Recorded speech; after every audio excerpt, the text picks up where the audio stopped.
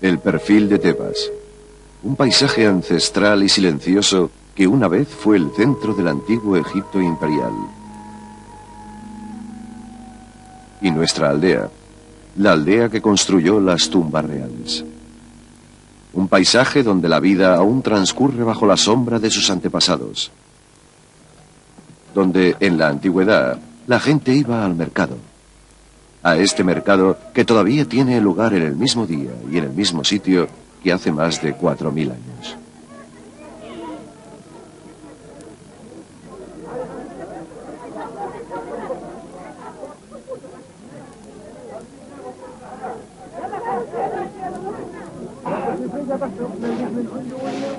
Un paisaje cuya gente aún conserva la dignidad y el estilo de vida de tiempos inmemoriales.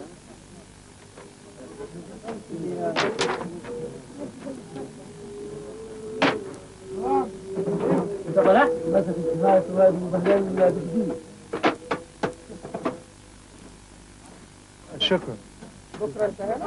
ايوه ان شاء الله. ايوه.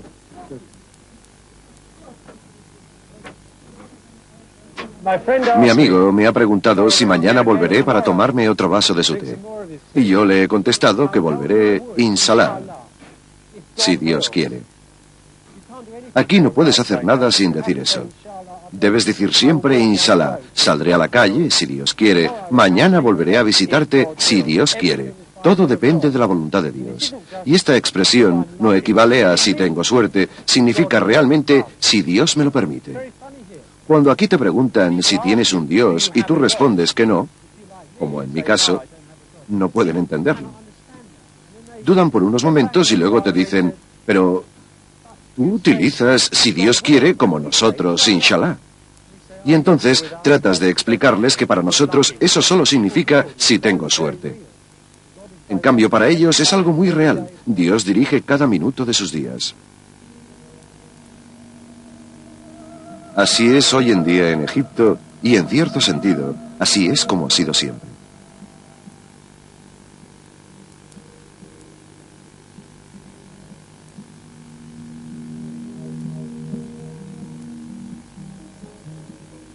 Piensen en los templos del Nilo y en por qué fueron construidos.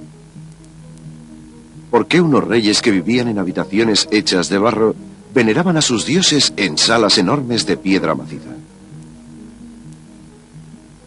Los templos eran lazos entre el cielo y la tierra, las lentes que enfocaban todo el universo y que observaban Egipto. Unos templos construidos según el ritmo, el movimiento del universo. Las salas que alojaron el canto de un sinfín de vidas absorbidas en unos rituales de gran elegancia. Y si los templos guardaban todos los poderes de los dioses, también lo hacía el paisaje de Tebas.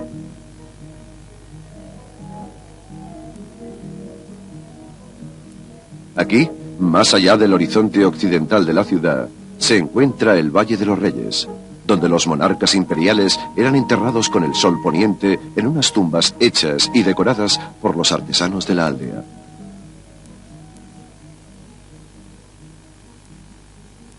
$1500 años antes de Cristo, los artesanos ya trabajaban en este lugar, generación tras generación, extrayendo materiales, enluciendo paredes y esculpiendo y pintando estas cavernas misteriosas excavadas en la roca del valle.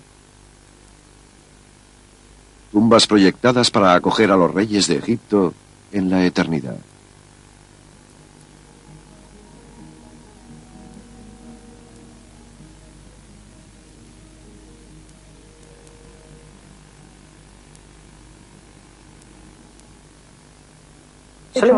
Voy a intentar explicarles qué es lo que sucedía aquí, en lo que podríamos considerar como la clave del misterio de Egipto, el centro de su universo. Es el sitio donde los egipcios reconciliaban la muerte con la vida. La muerte de los reyes del Estado egipcio, con el renacimiento anual de la tierra y de las cosechas, y con el renacimiento diario del sol en el cielo. Y para que los muertos vuelvan a nacer, es necesario un seno materno, la cámara del sarcófago del rey y una madre. En algunas ocasiones, el rey era representado como el sol naciente de cada mañana. Aquí podemos ver el sol poniéndose al anochecer y adentrándose en la boca de su madre para hacer frente a las horas de oscuridad. Estos puntos rojos situados en el infierno, 1, 2, 3, 4, etc., hasta completar las 12 horas de la noche. En cada hora hay una puerta, y en cada puerta hay un demonio. Debe conocerse el conjuro necesario para vencer a cada uno de ellos. Cuando el rey ha superado las 12 horas de la noche, tras un esfuerzo gigantesco, vuelve a nacer entre los muslos de su diosa madre. Del mismo modo que Egipto renace cada año con las inundaciones del Nilo y cada día al amanecer.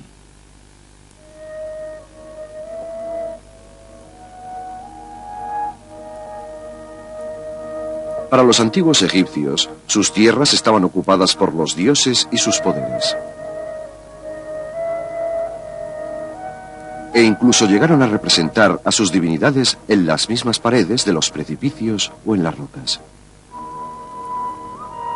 En el centro de este paisaje encantado, los artesanos edificaron un pueblo, en el que vivieron mientras se encargaban de construir las tumbas reales, en el horizonte entre el Valle de los Reyes Muertos y la vida rebosante del Valle del Nilo.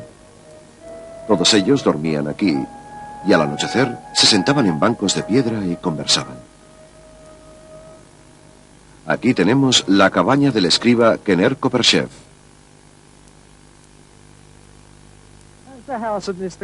Aquí vivía el señor Kaha, que en su tiempo libre se dedicaba a hacer escarabajos sagrados para las momias.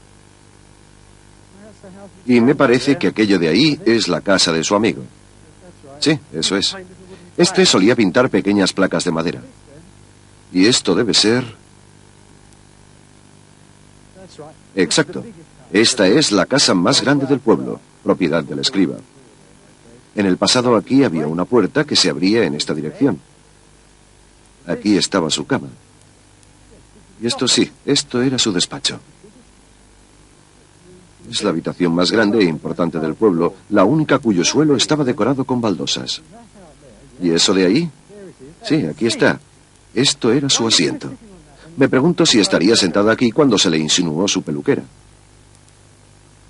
Los escribas pasaban mucho tiempo afeitándose la cabeza porque llevaban pelucas muy elaboradas. Pero, ¿por qué motivo querría alguien comprar al escriba Qener-Koperchef? Bueno, era un hombre importante en el pueblo. Fue su escriba durante unos 50 años. Desde esta habitación mandaba cartas al rey, a ministros, a las autoridades de Tebas, a otros pueblos, a los sacerdotes, es decir, prácticamente a todo el mundo. Tenía mucha influencia, sobre todo en la aldea, donde formaba parte de los tribunales. Era un hombre bastante corpulento y llevó una vida poco corriente. No parece que se casara hasta cumplido los 70, y cuando lo hizo, se casó con una joven de unos 12 años de edad. Creo que a la chica no le desagradaba el viejo escribano. No tuvieron descendencia, pero ella volvió a casarse con otro trabajador, con quien tuvo 7 u 8 hijos, y llamó a su primer varón Qener-Koperchef en honor al escriba. Cerca del pueblo, los artesanos construyeron su propio sepulcro, en el punto exacto desde donde podía abarcar con la mirada el vasto templo de Karnak, sumergido en el calor ofuscador del Valle Verde que se extendía a sus pies.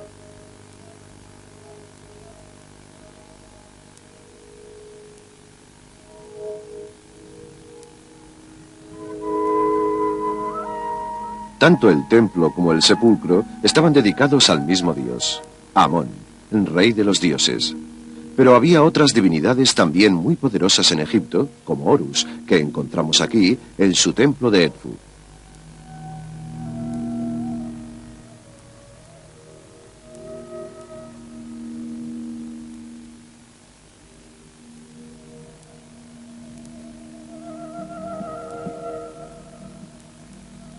La historia de Horus resulta esencial para cualquier intento de aproximación a los antiguos egipcios. La gran epopeya de su familia cubre una parte importante de las paredes del templo. En esta escena, Horus está situado a la derecha. Su madre, arrodillada, está en el medio y el hombre de la izquierda es el rey. Aunque parezca increíble, todos están atacando a un pequeño hipopótamo que se esconde debajo de la proa del bote.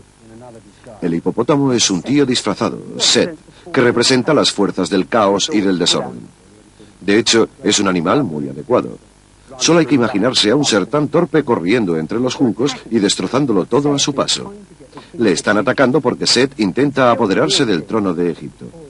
Ha asesinado al verdadero rey, el padre de Horus, y ahora Horus lucha por sus derechos legítimos. Se trata pues de una batalla entre el caos por un lado y el orden por otro. Lo sutil e interesante de todo esto es que los egipcios no solo rinden culto a Horus como símbolo de rectitud y orden, sino que también veneran a Set, como su polo opuesto en el eje que soporta la civilización. Los egipcios incluso reconocían a los hombres de Set en su sociedad. Uno de ellos vivía con nuestros artesanos y se llamaba Paneb.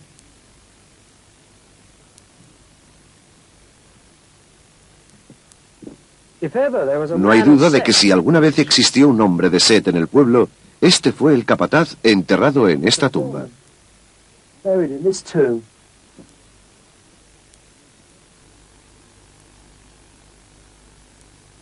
He aquí el viejo libertino, el propio Paneb.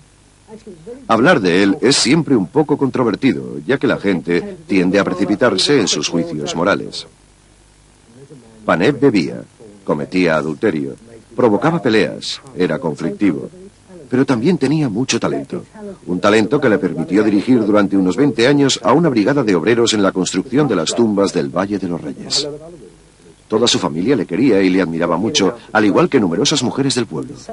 Solía enzarzarse en riñas continuas, pero sin embargo logró mantener a la brigada unida unos 19 o 20 años, tiempo en el que se llevaron a cabo 5 tumbas reales y algunos de los trabajos más exquisitos del valle.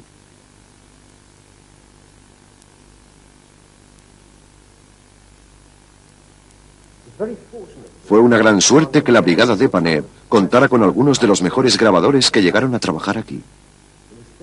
También fue una suerte que pudieran hacer sus grabados en esta roca de un blanco tan puro y tan bello. La piedra caliza de esta parte del valle es una de las mejores de toda Tebas. Pero esa gente no utilizaba sus aptitudes para cubrir las paredes con grabados llenos de detalles minúsculos, como hacían otros artesanos excelentes, sino que medían mucho más su arte. Observen la belleza de estas formas. Normalmente, la gente con tal habilidad procura exhibirla siempre que puede, realizando obras complejas. Pero ellos hacían todo lo contrario. Se dedicaban a las formas largas, de gran tamaño y de porte meditativo. Unas formas muy simples y, no obstante, muy descriptivas, como por ejemplo esta falda, o la curva de esta pierna. Y la sencillez siempre por delante. En cierto modo estamos ante un arte supremo, el arte de la simplicidad. Este es un ejemplo excelente de su gran sentido del diseño. El brazo del rey desciende siguiendo una línea muy simple para desembocar en unas líneas delgadas que forman los dedos y que luego se transforman en el agua que vierte esta vasija. Unas líneas onduladas de color negro, pequeñas y delgadas, que caen sobre esta aro, aquí, para convertirse en 3 piezas de fruta preciosas para luego fluir hasta el final, dando un resultado de un equilibrio absoluto. Es la clase de disposición magistral que uno solo puede esperar de los artistas más excelsos. Por todas partes pueden encontrarse detalles sublimes, pequeños toques estilísticos del artista.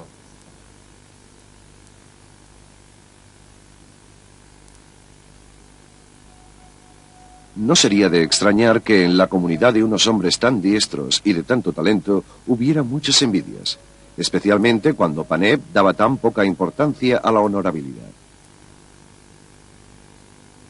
Este dibujo tan vivo ha sido extraído de estos fragmentos de papiros, los papiros eróticos de Turín, considerados muy valiosos y que, tras años de labor intensa, han podido ser restaurados en toda su riqueza de detalles.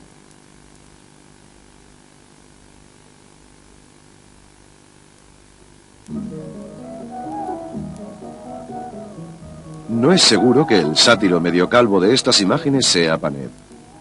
Pero lo que sí es cierto es que las imágenes fueron pintadas en el pueblo y por tanto hubieran podido ser fácilmente inspiradas por sus actividades. Aquí, por ejemplo, el sátiro cae de la cama borracho como una cuba. Pero Paneb no resulta siempre tan simpático. Ya nadie sabe por qué una noche se enfureció terriblemente. Lo único que está claro es que se enfadó mucho. Bajó corriendo la calle. Subió estos peldaños hasta esta misma puerta y con un ladrillo trató de forzar la cerradura para echarle las manos encima al capataz muerto de miedo al otro lado de la puerta. El suceso debió levantar un gran alboroto. Fueron necesarios 9 hombres para cogerle, llevárselo a rastras y controlarle durante toda la noche. El papiro que relata los hechos cuenta que Paneb llegó a golpear a 6 de esos hombres.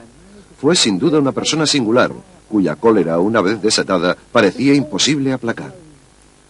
Y ese capataz no era alguien con quien tuviera motivos para enfadarse. No era el líder de los trabajadores, sino que era el hombre que le había adoptado. Paneb estaba dirigiendo toda su furia a un hombre que le había entregado y le entregaría siempre su cariño. Es evidente que Paneb era emocionalmente muy inestable.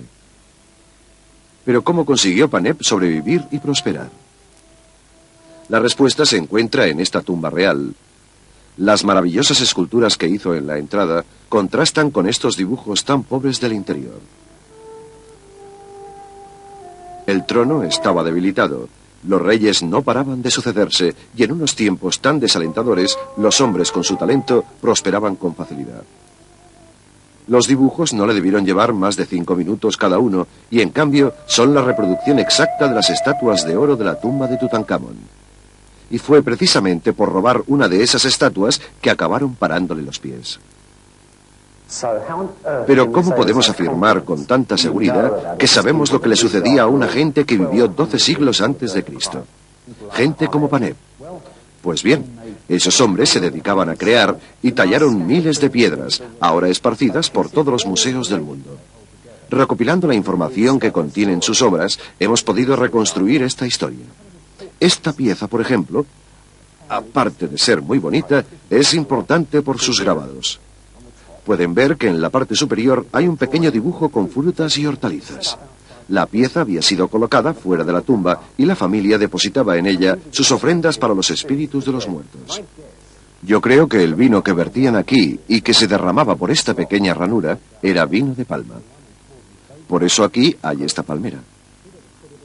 Así es que a la persona a quien iba destinada esta ofrenda, al espíritu de la persona muerta, debía gustarle mucho el vino de palma. Bien, aquí tenemos a un grupo de gente sentada. Esa de ahí, según la inscripción, es la esposa de Paneb. Se trata de una de las pocas alusiones a su nombre con que contamos. La inscripción también dice que este de aquí es su nieto, que es entregado como ofrenda, lo cual resulta bastante inusual por esta figura de aquí, uno de los hijos de Paneb. En definitiva, este grabado deja constancia de una tragedia.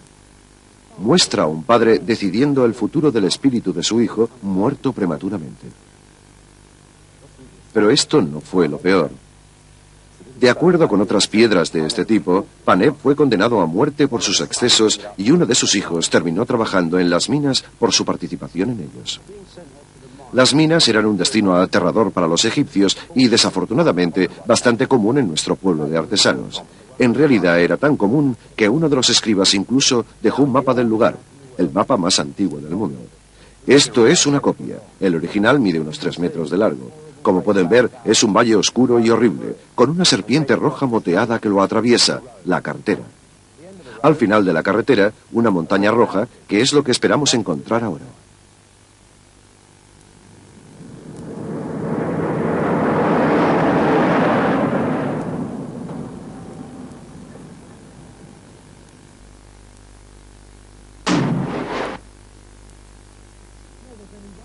Solo existe un lugar que coincida exactamente con el viejo mapa, el Wadi Hamenet. Es un paraje extraño, una carretera enorme que va desde el Nilo hasta el Mar Rojo.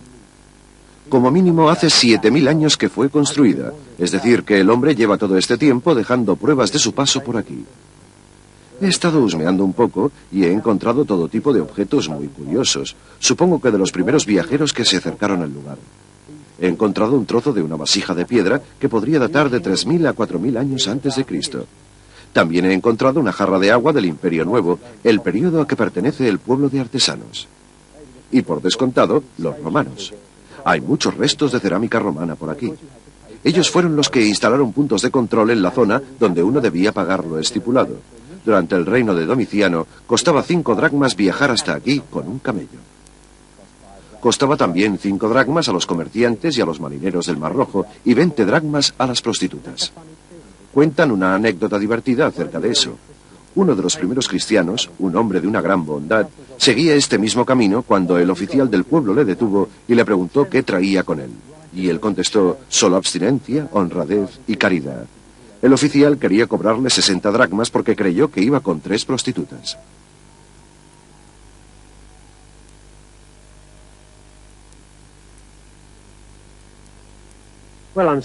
Estoy sentado en el punto exacto del valle que se indica en esta parte del mapa. Detrás mío pueden verse las cumbres de las colinas negras y algo muy interesante. ¿Ven estas motas rosas?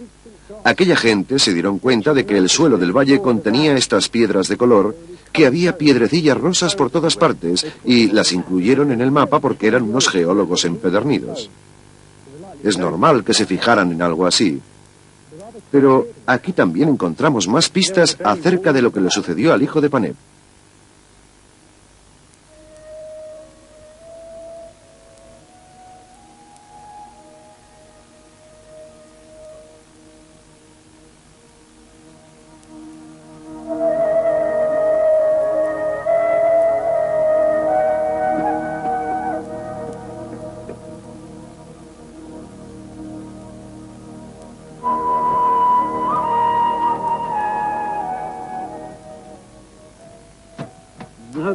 No. No. No. No. No. No. No. Ninguno de estos es el texto que buscamos. Veamos, trataré de explicarles cómo puedo saberlo. Es gracias a estos grabados de aquí, llamados cartuchos, que representan los nombres de los reyes. Se los llama cartuchos porque los ingenieros que llegaron con la expedición del ejército napoleónico los creyeron parecidos a los tacos inmensos de algodón pólvora que los armeros solían introducir en los cañones de las armas antes de dispararlas. Por supuesto, en el antiguo Egipto eran simples grabados, que solían ir de 2 en 2, y que siempre contenían el nombre de algún rey. Ahora veamos cómo se lee este de aquí. Originariamente, donde hay ahora este trozo roto, había un animal al que llamaban Set. Por tanto, el nombre debe leerse Set, y este signo I. Así que nos queda Seti. Amado. Este signo significa amado, por el dios Ptah, lo cual aparece escrito en signos fonéticos como los de un alfabeto corriente. Ptah, el dios del rostro hermoso, el dios de los artesanos. Todos los reyes querían ser amados por los dioses. O sea que aquí tenemos el nombre de Seti en su cartucho, decorado con plumas y un pequeño detalle en oro, ornamento muy apropiado al área minera en que nos encontramos. De todos modos, no es la inscripción del hijo de Paneb. Deberemos buscar en otro sitio para descubrir qué le sucedió.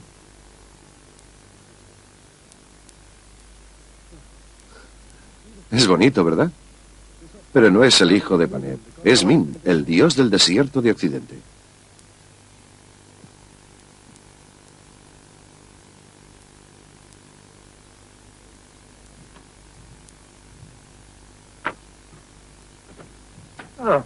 Parece que nos acercamos. Aquí arriba. Sí, eso es. Aquí hay un cartucho. Es el rey. Estoy buscando a Ramsés IV. Ahí está. Adorando a Amón de Tebas y a Min del desierto de Occidente. Este grabado describe la gran expedición que el rey organizó aquí. Fue un acontecimiento maravilloso. Vino el sumo sacerdote, junto con otros 50 sacerdotes que le asistían. Cocheros, escuadrones de caballería e incluso veterinarios para los caballos. Debió ser increíble. Pero la labor realmente desagradable, aquello que debía hacer el hijo de Paneb, era excavar la roca para el sarcófago real. Y realizando este trabajo, 900 de los 8.500 hombres que fueron enviados aquí murieron. Fue en este lugar tan sobrecogedor donde el hijo de Paneb probablemente terminó sus días. Fue el verdadero final de la dinastía dominante del pueblo. ¿Se imaginan dormir en el desierto protegidos solo por una simple cabaña? Aquí la piedra está muy caliente debido al sol de mediodía. Uno puede notar cómo sus manos desprenden el calor. Increíble.